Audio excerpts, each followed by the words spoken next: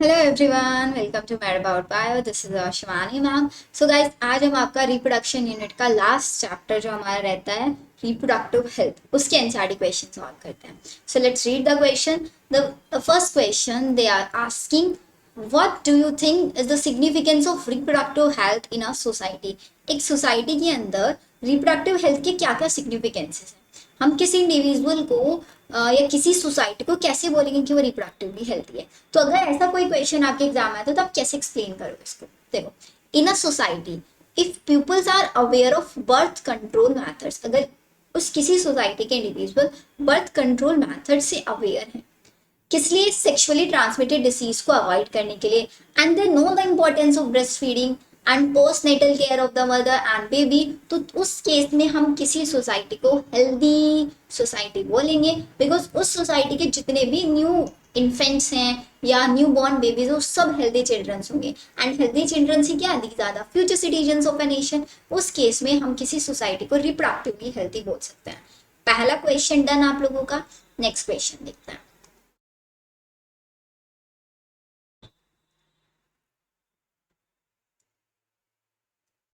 Next question. Suggest the aspect of reproductive health.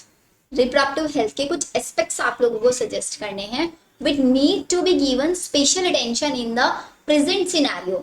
आज के scenario में किन पॉइंट्स के ऊपर आप लोगों को स्पेशल अटेंशन देनी चाहिए, बहुत अच्छे से सुनना है। Introduction of sex education in the schools. आजकल के स्कूल्स में सेक्स एजुकेशन बहुत ज़्यादा इंपॉर्टेंट है, जो स्टूडेंट्स को हेल्प करेगा इरेडिकेटिंग जितने भी माइथ्स हैं उनके माइंड में, मिसकंसेप्शन से रिगार्डिंग सेक्स रिलेटेड एस्पेक्ट्स, उन सब की इंफॉर्मेशन, उन सब का एक पर्टिकुलर नॉलेज स्टूडेंट्स को होना चाहिए। Proper information about reproductive organs, their safety, their hygienic sexual practices, and sexually transmitted disease.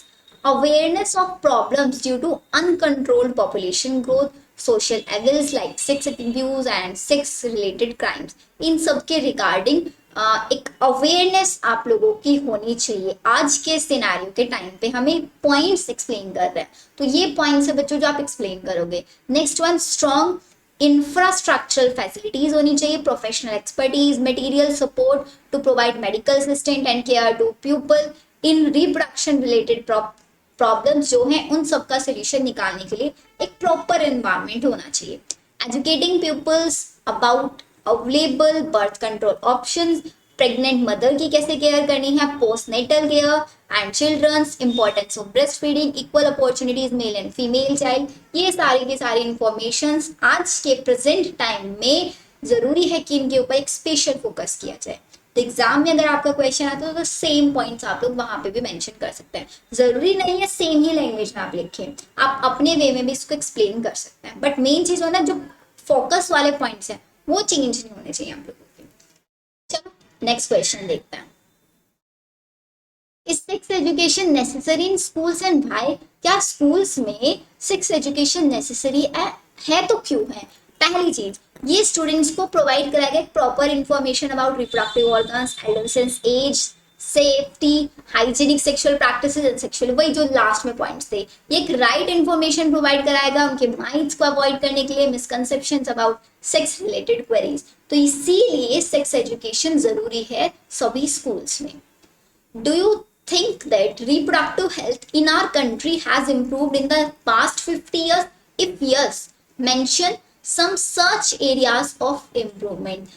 आपको क्या बताना है कि सबसे पहले तो आप लोगों से पूछा गया कि आपको लगता है कि पास्ट अगर हम 50 इयर्स को और आज के टाइम को कंपेयर करके देखिए तो क्या रिप्रोडक्टिव हेल्थ में कुछ इंप्रूवमेंट्स हुए हैं।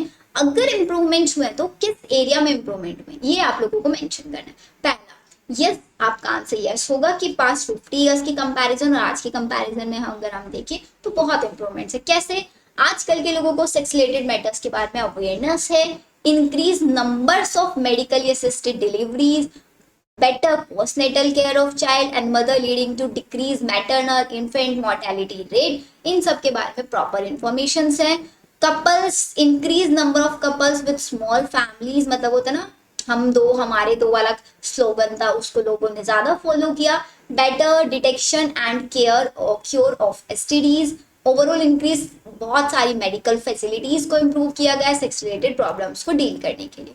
तो इन केसेस में आप एक्सप्लेन कर सकते हैं कि कैसे इंप्रूवमेंट आप बता रहे हो कि हुआ है 50 ईयर्स में। क्लियर? ये क्वेश्चन बच्चों बहुत ईजी है, जैसे हम लोग इंग्लिश में करते हैं ना, क्या करते हैं ना इंग्लिश में ऐसे टाइप से लिखते हैं, ऐसे ही आप लोग ये कर सकते हैं। चलो अब चलते हैं हम लोग नेक्स्ट क्वेश्चन पे।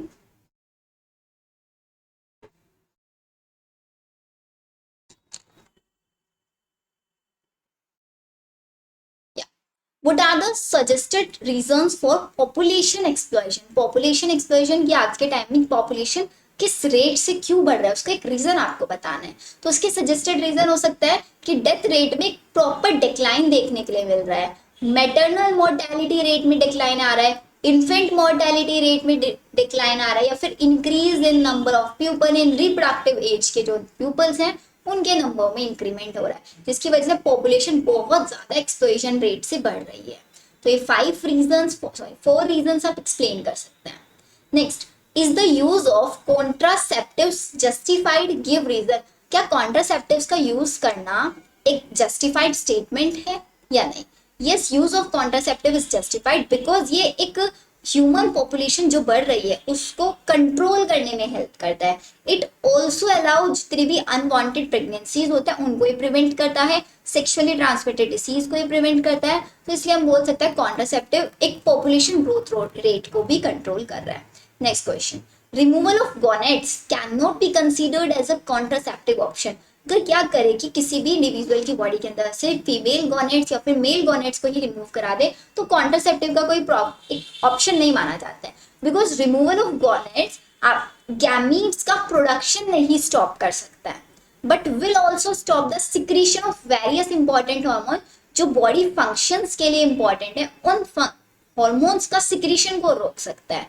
एंड गोनेट्स को रिमूव करना एक इरिवर्सिबल प्रोसेस है। इसको वापस से अगर चाहे कि इन फ्यूचर कोई प्रेगनेंसी अटेन करना चाहता है, कोई बेबी प्लानिंग करना चाहता है, तो वो केस में पॉसिबल नहीं होता। तो इसलिए इसको एक कॉन्ट्रासेप्टिव मेथड नहीं माना जाता है। Amniocentesis for sex determination is banned in our country.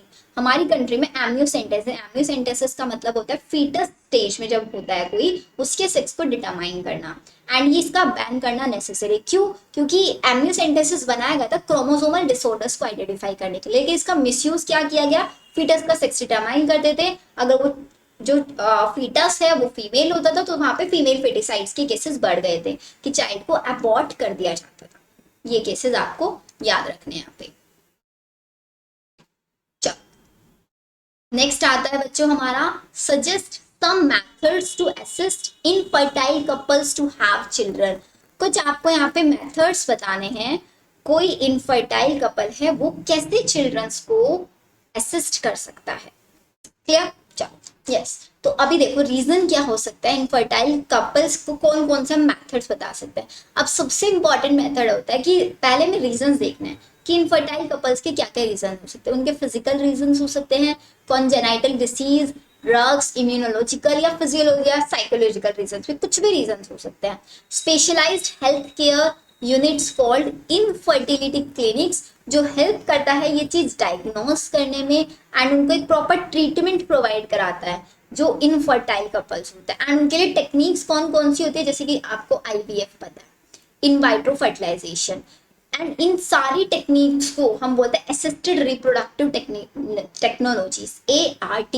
Infertile couples में जैसे कि इन वाइट्रो फर्टिलाइजेशन मैंने आपको बता दें, गैमीट इंट्राफेलोपियन ट्रांसफर होता है, इंट्रासाइटोप्लाज्मिक स्पर्म इंजेक्शन या फिर आर्टिफिशियल इंसेमिनेशन, ये मेथड्स होते हैं। देखो गैमीट इंट्राफेलोपियन ट्रांसफर में हम क्या कर सकते हैं, सपोज कोई फीमेल है उसकी बॉडी के अंदर ओवास का फॉर्मेशन नहीं हो रहा है तो किसी सरोगेट मदर का ओवा लेके उसकी बॉडी के अंदर इंसर्ट कराया जा सकता है। ये प्रोसेस इंट्रासाइटोप्लाज्मिक स्पर्म इंजेक्शन, ये उस केस में होता है कि अगर कोई भी इनफर्टाइल कपल्स उसमें जो मेल पार्टनर है, मेल पार्टनर स्पर्म्स की मोटाइलिटी प्रॉपर नहीं है, स्पर्म का काउंट कम है, उस केस में ये हो सकता है। आर्टिफिशियल इंसेमिनेशन में भी सेम ही केस होता है। तो डिफरेंट क्राइटेरियाज होते हैं, पहले उनकी प्रॉब्लम को डायग्नोस किया जाता है कि एग्जैक्टली प्रॉब्लम क्या है, फिर उस वे में उनको ट्रीटमेंट को सजेस्ट किया जाता है।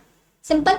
Next question, what are the measures one has to take to prevent from contracting STDs, STDs से बचने के लिए कौन कौन से प्रिवेंटिव मेजर्स यूज करने चाहिए? पहला, avoid sex with unknown partners या फिर मल्टीपल पार्टनर्स के साथ सेक्स को अवॉइड करना होगा।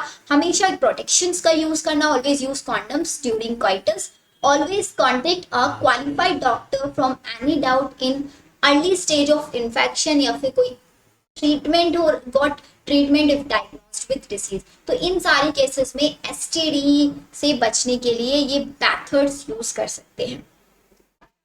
ये हुए हमारे यहाँ तक के क्वेश्चंस। अब कुछ क्वेश्चंस बच्चों ऐसे हैं जो आपके प्रीवियस ईयर में आया हुआ है एंड बहुत चांसेस है कि आपके एग्जाम्स में भी आ सकता है। पहला देखो, government of India has raised the marriageable age of female to 18 and male की एज को किया गया 21 year. Suggest any 2 more measures adopted by government for the purpose।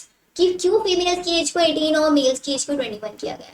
इसका रीजन देखो, incentive given to the couples with small family. सबसे पहले एक incentive, एक स्टेप लिया गया था कपल्स को ये बताने के लिए कि स्मॉल फैमिलीज को रखें। इसके लिए एक स्लोगन जो मैंने आपको बताया था, हैप्पी फैमिली विद 2 चिल्ड्रंस, हम दो हमारे दो। It motivate to promote smaller families by using contraceptive methods, raising marriageable age of females to 18 and males to 21।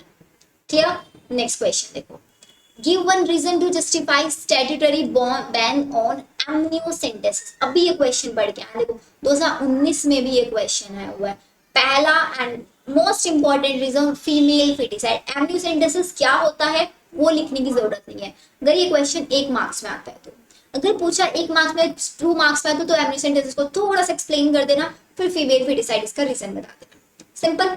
चलो नेक्स्ट क्वेश्चन देखो। अब ये वाला क्वेश्चन बच्चों बहुत इंपॉर्टेंट, 2015, 17 एंड 18 3 पेपर्स में अब तक क्वेश्चन आया हुआ है। Alarming population growth is leading to scarcity of basic requirements. मतलब जो पॉपुलेशन का रेट बढ़ रहा है वो बेसिक रिक्वायरमेंट्स में स्कार्सिटी आ, मतलब जितनी भी रिसोर्सेज है, फूड हो गया और आपका फूड हो गया, स्पेस हो गया, सारी चीजें लिमिटेड है, इनके अंदर एक स्कार्सिटी डेवलप हो रही है। Suggest with reasons any 2 population control measures other than contraception to address the situation। इस सिचुएशन को एड्रेस करने के लिए 2 population control measures आपको बताना है। सबसे पहले जो भी पब्लिक है उन सबको अवेयर कराना होगा about the small family advantages, कि स्मॉल फैमिलीज के क्या क्या एडवांटेजेस हो सकते हैं। फीमेल की जो एज है वो 18 ईयर होनी चाहिए और मेल्स की एटलीस्ट 21 होनी चाहिए, to delay the number of births को डिले करने के लिए। बिकॉज पहले के टाइम में क्या होता था, फीमेल्स की जो मैरिजेबल एज थी वो 16 में भी हो जाता था, 14 में भी हो जाता था, मेल्स की भी बहुत जल्दी कर दिया जाता था। अब जल्दी शादी होती तो उनके नंबर ऑफ चाइल्ड्स होने के चांसेस बढ़ जाते थे, इसलिए एक प्रॉपर मैरिजेबल एज को फिक्स किया गवर्नमेंट ने। incentives given to couple with small families to motivate other to come। इसमें से कोई भी आप 2 रीजन एक्सप्लेन कर सकते हैं। क्लियर? चलो नेक्स्ट क्वेश्चन बच्चों, ये हमारा क्वेश्चन आया हुआ 2000। अब आप देख लो मोस्टली क्वेश्चन एमनियोसेंटेसिस से आया हुआ है। ये क्वेश्चन देखो क्या, if implementation of better techniques and new strategies are required to provide more efficient care and assistance to pupils, then why is there a statutory ban on amniocentesis? मतलब ये हम लोगों को ये बोल रहा है कि अगर हम चाहते हैं कि टेक्निक्स को और बेटर करें, उनके अंदर नई नई स्ट्रेटजीज अपनाएं, तो जो हमारे पास एक अच्छी सी टेक्निक है एमनियोसेंटेसिस, हमने इस पे क्यों बैन लगाया? इस पे बैन लगाया बिकॉज इसके मिसयूज किए गए थे, लीगली इसको यूज किया जा रहा था फीमेल फिटिसाइड्स में। ये टेक्निक थे जिसमें हेल्प किया जाता था सेक्स को डिटरमाइन कराने के लिए कि, और उसके क्रोमोसोम, उसके अंदर जितनी भी एबनॉर्मेलिटीज है, कोई जेनेटिक डिसऑर्डर था नहीं, उसको पता करने के लिए। And the ban is justified to prevent female foeticide को प्रिवेंट करने के लिए ये टेक्निक को अपनाया गया था। इसके ऊपर आई गेस बैन लगाया गया था। क्लियर? तो यहाँ तक हमारा क्वेश्चंस हुए। अब ये क्वेश्चंस बच्चों आप लोगों को कुछ देखा देखा लग रहा होगा, जिसने अपने एसक्यूपीज देखे होंगे, जो आप लोगों ने मेरे को अपना एसक्यूपी शेयर किया था कि मैम हमारा ये पेपर पैटर्न रहना, उसी में से मैंने आप लोगों को एक क्वेश्चन पिक किया है। तो जल्दी से इस क्वेश्चन को सॉल्व करो एंड बताओ इस क्वेश्चन का आंसर क्या होगा। एक यही क्वेश्चन आया हुआ है बस उस पेपर में आपका, इस चैप्टर से। पहला, आपको मैच करना है contraceptive methods and their mode of action, condom, vasectomy, pills and tubectomy. अब इस क्वेश्चन का आंसर आप लोग मेरे को कमेंट सेक्शंस में दोगे। सब बच्चे जितने भी स्टूडेंट्स जहां तक क्वेश्चन है, इस क्वेश्चन को सॉल्व करिए बिकॉज आपके एग्जाम में आ सकता है ये। आप ही ने पेपर दिया है कि मैम हमारे दिल्ली गवर्नमेंट ने ये पेपर लॉन्च किया है। तो ऑब्वियसली ये क्वेश्चन आ सकते हैं, तो अभी सॉल्व कर लोगे तो बेटर रहेगा। चलो इस क्वेश्चन को सॉल्व करो and let me know your answer in the comment section. See you in the next video, तब तक के लिए हम मिलते हैं नेक्स्ट वीडियो में। Bye everyone.